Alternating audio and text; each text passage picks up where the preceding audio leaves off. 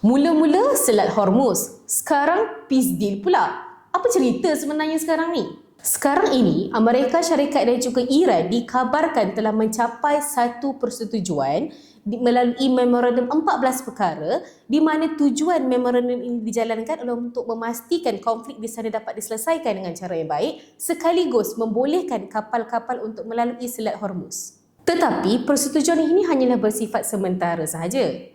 Hal ini kerana persetujuan ini hanya boleh diguna pakai selama dalam tempoh 60 hari bagi menyelesaikan isu-isu yang besar ini. Antara isu yang akan diselesaikan antaranya adalah seperti isu sekatan, isu nuklear dan sebagainya. Disebabkan itu, Trump telah menyatakan ataupun menegaskan bahawa mereka tidak akan teragak-agak untuk menyerang Iran semula bila mana Iran gagal untuk mematuhi 14 perkara yang dinyatakan dalam persetujuan itu. Sekarang ini, negara yang turut terkesan dengan perjanjian ini adalah Lubnan. Kenapa Lubnan? Kenapa Lubnan terkesan? Hal ini kerana Lubnan telah diserang berkali-kali oleh pihak Israel. Untuk pengetahuan kalian, 14 perkara yang dinyatakan dalam memorandum itu turut disertakan sekali Lubnan.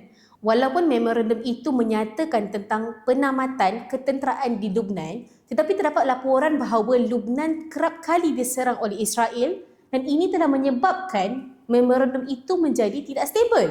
Israel masih lagi menyerang Lubnan walaupun memorandum ini telah dikeluarkan.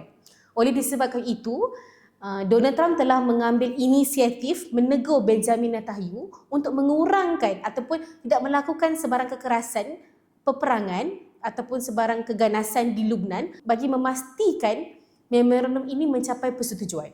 Walaupun begitu, Zionis tetap akan menjadi seorang Zionis. Israel tetap dengan pendirian mereka untuk melakukan operasi ketenteraan di Lubnan dan ini sekaligus memberikan kita satu persepsi bahawa peace deal ini tidak akan bertahan lama, malah mungkin tidak akan mencapai persetujuan di antara Iran dan juga Amerika Syarikat.